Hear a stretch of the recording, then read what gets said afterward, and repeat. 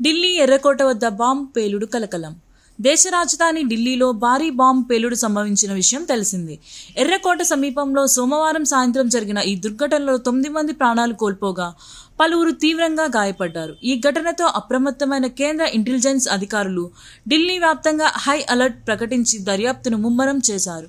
సోమవారం సాయంత్రం 6:52 ఈ పేలుడు జరిగినట్టు అధికారులు తెలిపారు. ఈ ఘటనలో మొత్తం 24 మందికి తీవ్ర గాయాలు కాగా వారిలో 3 పరిస్థితి అత్యంత విషమంగా ఉందని వెల్లడించారు.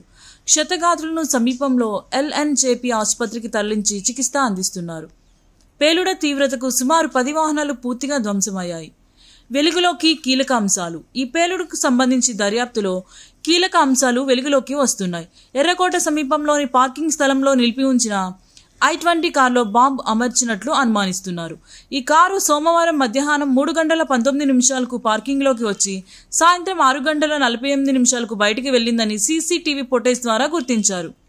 కారు బయటకు వెళ్లిన కొద్ది నిమిషాలకే పేలుడు సంభవించినట్లు అధికారులు నిర్ధారించారు. కేంద్ర ఇంటెలిజెన్స్ వర్గాలు తెలిపిన వివరాల ప్రకారం పేలుడుకు ఉపయోగించిన కారు రిజిస్ట్రేషన్ నంబర్ HR26CE7674గా గుర్తించారు. ఇది గురుగ్రామ్ ఆర్డీఓ కార్యాలయంలో మహమ్మద్ సల్మాన్ పేరు మీద రిజిస్టర్ అయి ఉంది.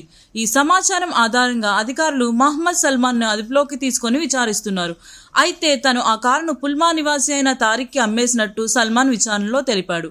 ఈ కేసును సీరియస్ గా పరిగణిస్తున్న కేంద్ర దర్యాప్తు సంస్థలు అన్ని కోణాల్లోనూ విచారణను వేగవంతం చేశాయి.